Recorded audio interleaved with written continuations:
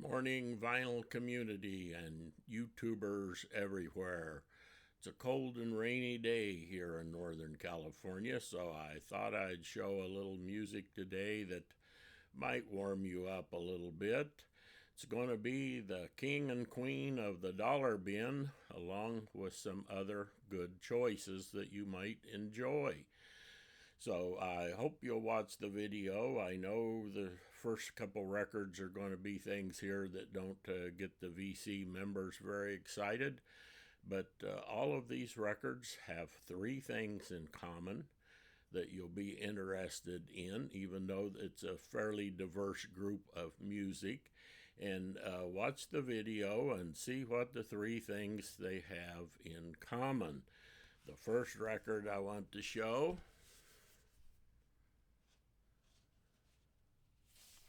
showed the back first.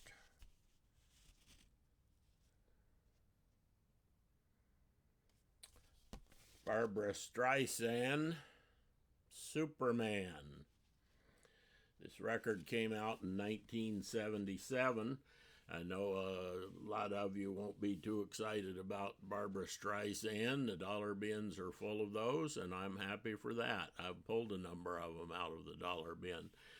This particular record I bought brand new in 1977 when it come out. I actually bought a couple copies. Kind of an interesting story. I was in Los Angeles. I was in the part of town where there's a lot of record distribution vending machine companies. I was actually going to a big distributor of pinball machines to look at some new pinball machines, and walking down the sidewalk, the guys in the record distribution were hustling to sell any number of records for wholesale, one record, multiple, or whatever, so I bought a couple of these. Several great things about this. I love the cover. I'm guessing Barbra Streisand's probably a little bit embarrassed by this cover now. So why would I include this record? Okay, musically, this is an excellent record. In my opinion, it's my favorite of all of her records. There's several things about this. Here's the inner sleeve.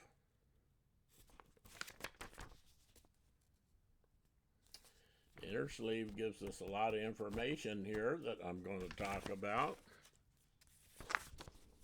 Here is the lyrics to the music,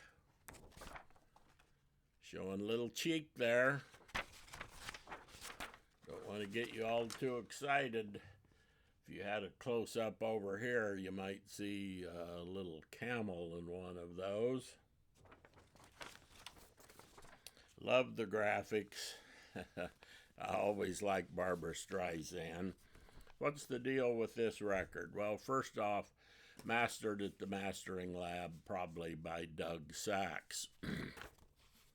When you look at right here, tells you who's on this record, musicians and friends. Okay, this is a who's who of the very best recording studio musicians there were in Los Angeles and Hollywood, starting out with my friend Lincoln Mayorga. He worked with Barbra quite a bit. He's the piano, the keyboard guy. There's a lot of names on here. I'm not going to read them. Jeff Procaro, Lee Rittenauer, Larry Carlton, Mike Boddicker, Plaz Johnson I'm going to talk about some more. Tommy Tedesco, Robin Ford, Alan Broadbent, of course Lincoln. Just a whole list of great Hollywood studio musicians, some of the best. This was probably put together by Lincoln. He was one of the best studio musicians in Hollywood, worked there for a long time, and knew all of these people and worked with them a lot. I don't recognize the background singers. I won't read their name, but a group of, I'm sure, who was good background singers. I like all of this record. I like all of the tunes. There was one hit on this record. Don't remember what it was right now. But my favorite tune on this record is New York State of Mind. I my mind just went blank on who the composer, that Billy Joel was the composer. Okay, a number of people have covered that tune. This is the best version of New York State of Mind I've ever heard. It's worth the price of the record for that one track. One of the things that makes it good features Plas Johnson. He was probably the best saxophone player that most of you have never heard of. He was the premier sax player in the LA Hollywood studio scene. He was part of the Wrecking Crew during those days, and he is featured on this New York State of Mind, even including a sax solo. So worth it just for the price of that. I won't go on too much about this because I know a lot of you could care less about Barbra Streisand. She's the queen of the dollar bin. Who is the king of the dollar bin? Glen Campbell. Southern Nights. Not showing the records here. Barbara... he's on Capitol. Barbara was on Columbia. One of the reasons I like this record, I was digging through my records. I didn't even realize I had this record. I'd pulled a lot of his records out of the dollar bin, and one of the reasons I wanted to tune Southern Nights. Written by Alan Toussaint, it was probably the biggest hit song he ever wrote, and the biggest hit version of it ever done was Glen Campbell. Okay, most of you won't get excited about Glen Campbell, but these are available in the dollar bin. And I watched Smothers Brothers Comedy Hour when it first started. Glen come on as a guest, primarily as an instrumentalist playing the guitar. And then as he was more warmly welcomed by the audience, he was brought in to be a regular and playing and singing. And that was kind of what gave him his big start. He's a good singer. He's an outstanding guitar player, and he made tons of records which are in the dollar bin. So there is the king. Okay, I wanted to get a little variety in the show today. So I wanted to show this record. This is on Grapevine label. I'm going to show the record, Rediscovery.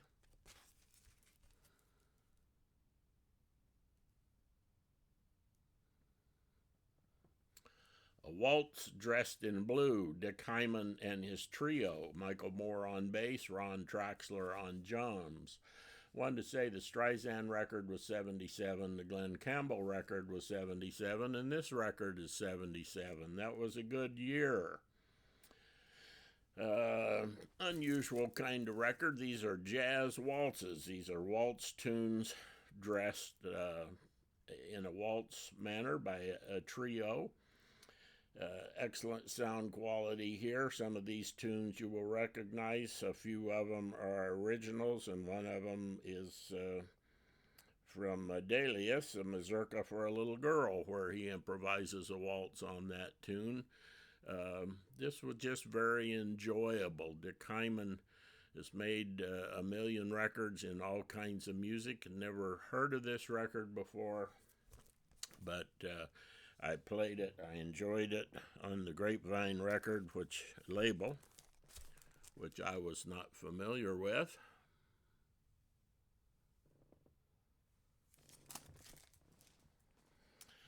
I'm a piano guy.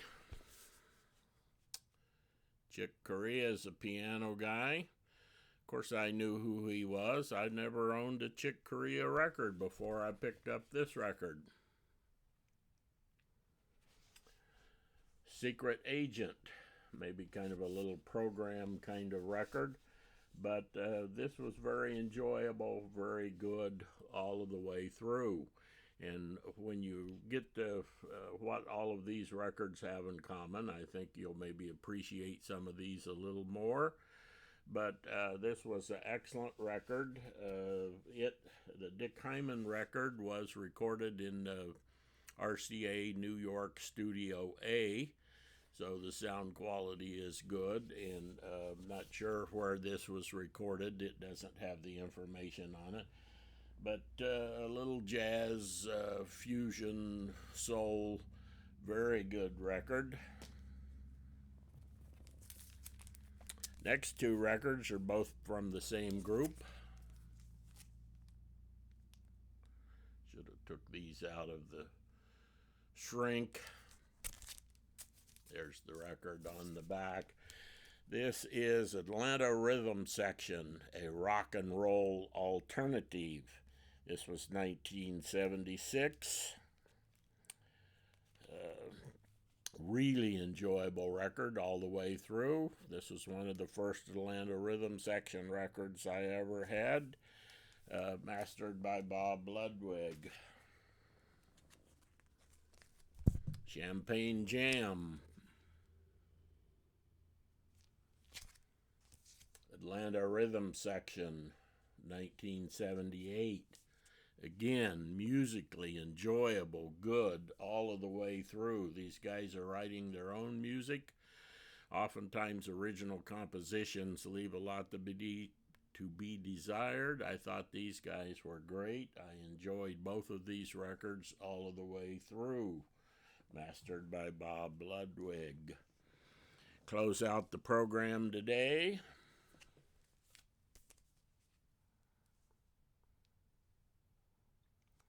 Lena, a new album on RCA. Should have taken these out again. I apologize. This from 1976. Another one mastered by Bob Ludwig. A lot of Lena Horne in the dollar bin. I've pulled a number of them. I always liked her. She's one of the singers I heard when I was a little kid that my dad played her records. This is very good musically. A number of her records are kind of just cranked out as part of the music business, but this record is excellent musically. It was recorded in England, wasn't the typical kind of thing she does, and it was mastered by Bob Ludwig. So I said all of these records, which are a fairly diverse group sounding of music, have three things in common. Well, they're almost all from the dollar bin. The most expensive of any of these records were $2.40, and the majority of them were from the dollar bin. What's the second thing they have in common?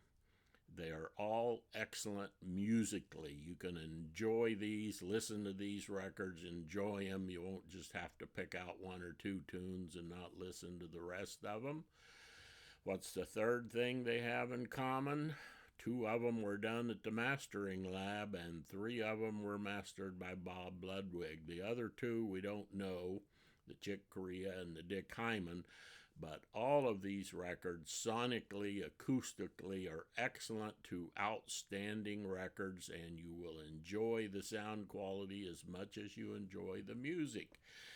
So something a little different today. I hope you all enjoyed the King and Queen of the Dollar Bin. See ya.